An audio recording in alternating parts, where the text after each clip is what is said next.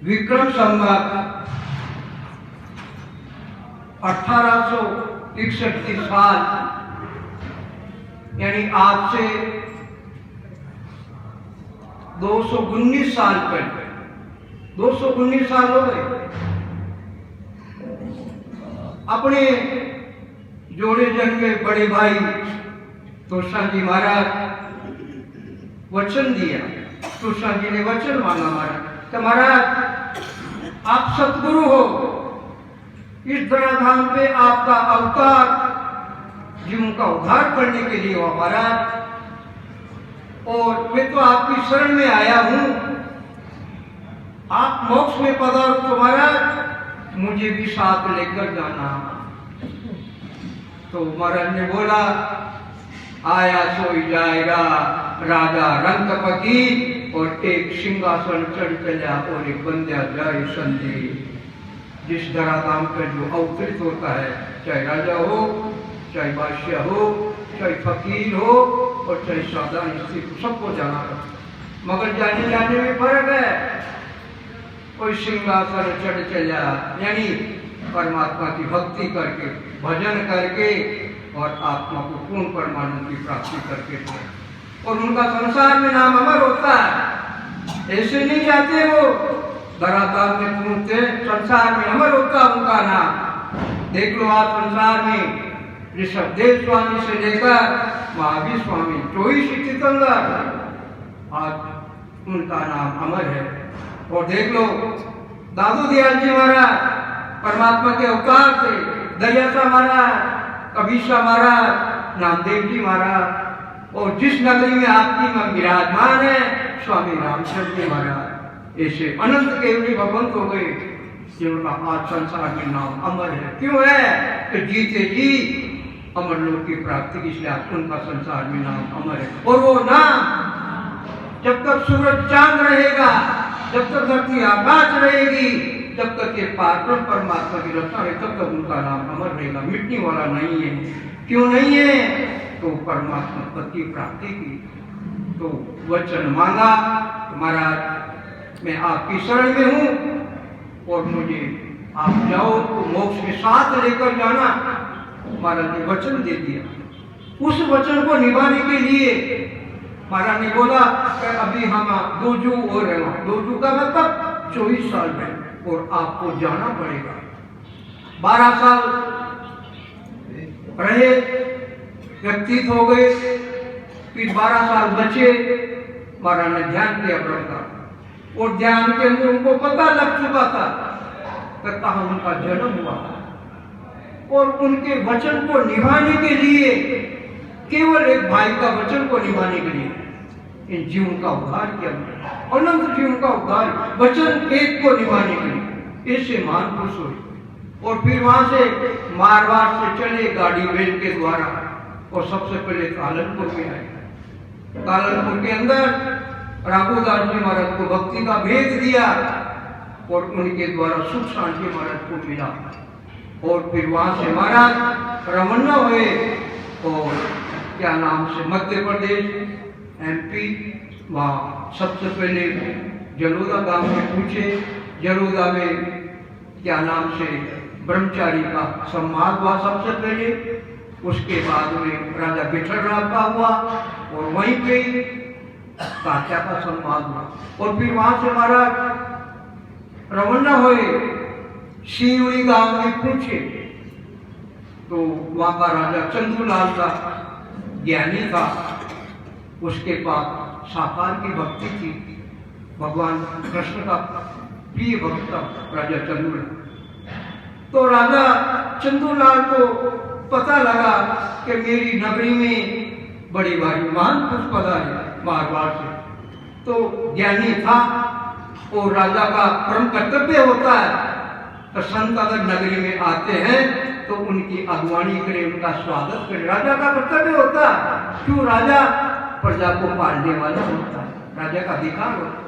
तो पता लगा, और राजा गया, वहां देखे उनका प्रणाम किया, लोग नमस्कार किया, उनकी व्यवस्था करी महाराज, अच्छी जगह उनको रहने की व्यवस्था करी। तो अब राजा के मन में ग्लानि आ गई कि संत होते हैं। महाराज से कह रहा राजा तो महाराज आप संत भागो, मगर आपके भेद तो है ही नहीं महाराज। संतों के तो भेद होता महाराज, काले धोले लाल पीले कपड़े पहनते महाराज संप्रदाय के आधार। आपके तो महाराज भेद है ही नहीं महाराज, और आप तो कहते हो मैं तो संत हूं। कैसे संत हो महाराज? तो अनंत श्री सप्र सुखराम जी महाराज राजा चंद्रलाल से कह रहे हैं कि हे राजा, भेद मेरे हैं मगर बाहर का नहीं है, मेरे आंतरिक भेद है जो मेरी आत्मा ने उस भेद को धारण कर रखा। राजा बाहर का भेद नहीं है, क्यों? मैं गृहस्थी हूँ, लाल पीले धोले कपड़े नहीं है मेरे पास, मेरे आंतरिक आत्मा ने भेद धारण कर। अब राजा ऐसी बातें कभी न तो सुनी न पढ़ी, तो राजा को बड़ा आश्चर्य हुआ कि ये भी कोई बात है क्या, ये आंतरिक भेद क्या होता है। तो अब वो राजा निवेदन कर रहा महाराज से कि महाराज अब मुझे वो आपका जो आंतरिक भेद है जो आपकी आत्मा ने धारण कर रखा महाराज वो बताओ। मैंने तो कभी सुना ही नहीं महाराज, तो कोई आंतरिक भेद भी होता है महाराज? संसार में सब बाहर रंगे कपड़े पहनते महाराज। तो महाराज राजा से अपना आंतरिक भेद बता रहे हैं। और यहाँ पर न तो राजा है न महाराज है, हाँ महाराज है यहाँ। महाराज तीनों रूप में विराजमान है, तीन रूप से विराजमान है महाराज। शरीर रूप से महाराज का ये अणुवे ग्रंथ शरीर रूप से विराजमान, ज्ञान रूप से वचन उनके अणुवे के वचन ज्ञान रूप से विराज, और सत्ता तुम्हारा के तीनों रूप से विराजमान हमारा जीवन।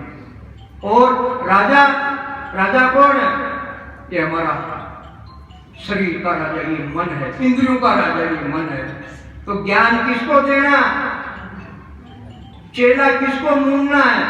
चेला मन को मूंढना। तो ये इंद्रियों का राजा, शरीर का राजा ये मन है। ये तो चंदूलाल है, ये विठल राम है, और ये तात्या है, सब कुछ ये राजा। तो ज्ञान इसको देना, चेला इसको मूंढना। तो हमारा राजा से अपना आंतरिक भेद बता रहे और हमें भी समझा रहे। तो ध्यान से सुने। राजा ऐसा भेद हमारा, भेदी जाके भली विद जाने, भेदी जाके भली विद जाने, करमी रखे न सारा, राम रखे परमेश्वर प्यारा, राम रखे परमेश्वर प्यारा, रे कर मासू न्यारा, ओ राजा ऐसा भेष हमारा। हे राजा, मेरी आत्मा ने ऐसे वेद को धारण कर रखा है, और वो वेद कैसा है उसकी जानकारी किसको है? जो मेरी आत्मा ने धारण कर रखा। भेदी जके भली विद जाने, जो रात दिन सतगुरु विधि से यानी श्वास और उच्छ्वास के द्वारा, वेद के द्वारा इस परमात्मा के नाम को रात दिन रटते हैं, और रटने की वजह से वो परमात्मा की जो सत्ता, जिसको ने अंशर कहते हैं, जिसको निज नाम कहते हैं, जिसको सत्य शब्द कहते हैं, जिसको कुदरत कला कहते हैं, वो कुदरत कला परमात्मा के देश से आकर घट में प्रकट हो जाती है। वो वेद जिसके पास ये वेद है, और जिस आंतरिक वेद के द्वारा परमात्मा की सत्ता की रात दिन अनुभूति करते, वो वेदी जन इस मेरे वेद को वो जानते हैं। और करमी लगे न सारा, और जो सेवा पूजा यज्ञ हवन उपवास तीर्थदान पुण्य तीर्थ यात्राएं, ये अनंत प्रकार का जो कर्णों का ज्ञान जो किया जाता है, उन कर्णों के ज्ञान करने वालों को मेरे वेद की जानकारी नहीं है। और भी सबसे मोटी बात बता रहे महाराज कि हे राजा, राम रटे परमेश्वर प्यारा, रह कर मासूम प्यारा। और ये परमात्मा का नाम, ब्रह्म का नाम कितना प्यारा नाम है राम। नाम लेते ही मुख में मीठा हो जाता, मिश्री की जैसे। कितना प्यारा नाम राम, मुंह भर जाता मिश्री की जैसे। जो इस परमात्मा के नाम को रटते हैं रात दिन, वो परमेश्वर के प्यारे हैं, परमात्मा के लाडले हैं वो। जिस प्रकार से संसार में चाहे कैसा ही हो, पुत्र कैसा ही हो, चाहे पुत्री कैसी हो, चाहे अपंगी हो, चाहे गूंगी बेरी हो, मगर वो बच्चा बच्ची अपने माता पिता का प्रिय होता। क्यों? संतान है वो उसकी, चाहे कैसी भी हो। इसी प्रकार से जो इस परमात्मा के नाम को रात दिन रटते हैं, वो परमात्मा को प्रिय है, प्यारे हैं, लाडले हैं। जाति का बंधन नहीं है, चाहे कोई जाति का होगा, जात पात पूछे नहीं कोई है। हरि को बजे सो हरि का हो, इसमें जाति पाति का बंधन नहीं है। अगर जाति पाति का बंधन होता तो रेदास जी महाराज कौन थे? निम्न जाति के थे। और केवली भगवान टाकला में किशनदास जी महाराज कौन थे? निम्न जाति के थे। और खेड़ापा में रामदास जी महाराज कौन थे? निम्न जाति के थे, पर वो प्रिय थे, लाडले थे। और अनंत जी उनका उद्धार किया ऐसे महापुरुषों ने। और फिर दयासा महाराज के प्रिय लाडले शिष्य थे किशनदास जी महाराज, कितने प्यारे थे। और 21 शिष्य बनाए उन्होंने।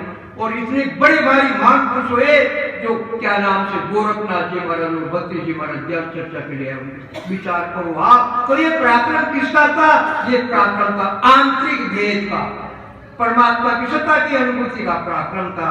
इसलिए वो परमात्मा के लाडले हैं। और फिर रहे कर्म से न्यारा। और ऐसे परमात्मा के जन क्या नाम से कर्म से अलग रहते हैं। कर्म क्या है? पहली बात तो कर्म अशुभ कर्म करते ही नहीं, अशुभ कर्म नहीं करते, शुभ तो खूब करते, अशुभ कर्म नहीं करते, तो कर्म से अलग रहते। और दूसरी बात, कर्म का ज्ञान कभी करते, भूल के भी नहीं करते, आन उपासना को भूल के भी नहीं करते। और यह संसार में बड़े बड़े जो ज्ञानी हैं वो आन की उपासना को राम की उपासना मानते हैं। और संत निर्णय करते हैं आन और राम को एक ही माने, या तो बात बने नहीं भाई। वेश्या का पुत्र पिता कई किसको, जानत है सब लोग लुगाई। आन तजे बिन राम मिले नहीं, रज्जब का ढंग राम दुआई। रज्जब जी महाराज दादू जी महाराज के 152 शिष्य थे और उनमें सबसे श्रेष्ठ शिष्य हुए। और 122 साल तक उनका शरीर रहा, 122 साल तक। इतने बड़ी बड़ी महान पुरुष हुए, इतने बड़ी बड़ी आदमी की वाणी उठा के देखो और उनके वचन देखो आप, इतने प्यारे वचन और इतनी गुड वचन है कि रोंगटे खड़े हो जाए। तो उन्होंने निर्णय किया कि आन और राम को एक ही माने।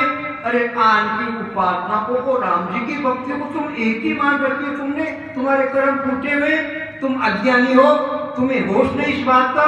राम जी की भक्ति को और आन की उपासना को एक ही मान लिया तुमने। उदाहरण दे दिया महाराज ने, वेश्या का पुत्र पिता कहे किसको, जानत है सब लोग लुगाई। वेश्या है, अगर उसके पुत्र जन्म ले लेता है तो वो लड़का पिता किसको कहेगा? क्यों? कि विषय तो अनंत है। इसी प्रकार ये जो आन की उपासना करने वाले संसार में बड़े बड़े ज्ञानी वो विषय की तरह है। तो संतों ने निर्णय किया, इसलिए महाराज कहते हैं कि ये परमात्मा के जन जो संत हैं वो कर्म से अलग रहते हैं। इस प्रकार से महाराज ने आंतरिक भेद बताने लगे राजा को। अब राजा के मन में हलचल मच गई। क्यों? ऐसी बातें ना तो कहीं सुनी सत्संग में और ना कहीं वेद शास्त्र पूर्णा में पढ़ी। तो राजा के तो हलचल मच गई, कर ये भी कोई ऐसा होता क्या वेद? और फिर राजा महाराज से निवेदन कर रहे हैं कि महाराज संत होते महाराज, तो संत तो महाराज कपनी भी होती है उनके, और फिर गूदड़ी भी रखते महाराज संत तो, चोला भी होता महाराज संतों के तो। और दूसरी बात महाराज आपके साथ ये कामड़ियां हैं, स्त्रियां हैं, संत तो कामड़ी स्त्री रखते ही नहीं महाराज, आपके साथ तो है ये, तो ये तो मेरे को ऐसी अटपटी बात लग रही महाराज, तो मुझे जरा आप निर्णय करके समझाओ महाराज, क्यों मेरे अंतर में ये भ्रम घुस गया जबरदस्त, क्योंकि पहली बात तो आपके वेग है ही नहीं, बाहर का आंतरिक वेग बता रहे हो, ये सब चीजें आपके साथ है महाराज, तो मुझे समझाओ। तब राजा से महाराज फरमा रहे, राजा कपनी हमें क्षमा की पैरी, ज्ञान कूदड़ी ओढ़ी, चोलो अजब दया को गल में, चोलो अजब दया को गल में, कुबद कामड़ी छोड़ी वो राजा, ऐसा भेष हमारा। ये राजा कपनी हमें क्षमा की पहनी, ये राजा क्षमा रूपी कपनी मैंने पहन रखी है, यानी मेरे घट में क्षमा का भाव है, दया का भाव है। अगर कोई बड़ा भारी अपराध भी कर दे मैं उसको क्षमा कर देता। क्यों? तो संतों के लक्षण ही ऐसे, वो कहते तो क्षमा बड़न ऊंचाई, छोटन कुत पा, कहाँ रही मैं हरि को घट्यो, जब प्रभु जी मारी ला, कहाँ रही मैं हरि को घट्यो, जब प्रभु जी मारी ला। क्षमा बड़न को चाहिए, जो बड़े वही होते हैं, केवल मात्र उम्र से बड़े नहीं है, सबसे बड़े संसार में वही होते हैं जिनके घट में क्षमा का भाव है, दया का भाव है, क्षमा कर दे, बड़ा अपराध भी कर दे तो उसको क्षमा कर देते हैं। इसलिए हे राजा क्षमा रूपी कपनी मैंने धारण कर रखी है, और फिर ज्ञान गूदड़ी ओढ़ी, और हे राजा मैंने ज्ञान रूपी गूदड़ी ओढ़ रखी है, और वो भी कौन सा ज्ञान? पांचवा केवल्य ज्ञान रूपी गूदड़ी। क्यों? ये चार ज्ञान तो संसार के सब ज्ञानियों के पास है, मगर ये पांचवा जो केवल्य ज्ञान है, वो केवल्य ज्ञान रूपी गूदड़ी मैंने ओढ़ रखी। और हे राजा इस केवल्य ज्ञान रूपी गूदड़ी का तो बड़ा भारी पराक्रम है राजा, और केवल मात्र मैंने ही नहीं ओढ़ी है गूदड़ी, सत्युग में ऋषभदेव स्वामी से लेकर कलयुग के महावीर स्वामी यानी 24 तीर्थंकरों ने भी ये पांचवा केवल्य ज्ञान रूपी गूदड़ी, और इसका पराक्रम देख राजा, जितने भी महापुरुषों ने ये ज्ञान रूपी गूदड़ी ओढ़ी, उस ज्ञान रूपी गूदड़ी में समा गए, मगर फिर भी इस गूदड़ी का कुछ भी नहीं बिका। इसी ऐसी राजा ऐसा पराक्रम इस ज्ञान रूपी गूदड़ी का। और ये न तो गंदी होती है, न ये जलती है, न पानी इसको गाल सकता है, न हवा इसको उड़ा सकती है, ऐसी एक ज्ञान रूपी गूदड़ी ये राजा मैंने अंतर में धारण कर रखी है। और फिर चोलो अजब गला दया को गल में, कुबद कामड़ी छोड़ी, और फिर चोलो अजब दया को गल में, यानी मैंने क्या नाम से दया का मेरे घट में भाव है, तो ये चोला मैंने धारण कर। और हे राजा ये जो कामिया मेरी साथ है, ये तो रात दिन मेरी सेवा में लगी हुई है, मगर मैंने कुब्दया रूपी कामने का परित्याग कर। कुब्दया रूपी काम जो अनंत प्रकार की घट में कुब्दया होती, वो कुब्दया जिसके घट में होती है, न तो वो चैन से रह सकता, न दूसरे को रह सकता। क्यों? ये कुब्दया बड़ी खराब। तो हमें भी महाराज ज्ञान दे रहे हैं कि अगर तुम्हारे घट में भी अगर ये कुब्दया रूपी कामनी है, और तुम्हें अगर मोक्ष की प्राप्ति करनी है, तो इस कुब्दया रूपी कामनी का तुम परित्याग करो, जैसे मैंने परित्याग कर। मैंने तो परित्याग कर दिया, और तुम परित्याग नहीं करोगे तो मोक्ष में नहीं तो जा पाओ। ऐसे महापुरुष हुए केवल भगवान, जिन्होंने कुब्दया रूपी कामनी का परित्याग किया, और हमारे घट में ठूस ठूस के भरी हुई है, और हम मोक्ष में जाना चाहते हैं, 3 काल में नहीं जाएंगे। इसलिए हमें शिक्षा दी है महाराज कि मैंने छोड़ी तुमको भी छोड़ना पड़ेगा, तो मोक्ष में जाना है।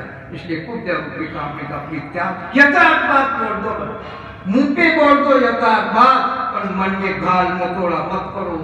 उपदेव को छोड़ो, अन्य प्रकार के जो क्या नाम से अंतर में मन विक्षेप भरे हुए हैं, उन मन विक्षेपों को साफ करो, उनको छोड़ो, जब जाकर उस देश में क्यों वो परमात्मा का देश निरंजन निराकार वो सत्पद है, वो क्या नाम से मन विक्षेप से रहित है वो, और ये माया का देश है, इसमें मन विक्षेप बड़े हुए हैं, और वो परमात्मा का देश शुद्ध परमात्मा। इसलिए उस देश में अगर ये कुदैव की कामना भरी हुई है तो इसको निकालना पड़ेगा।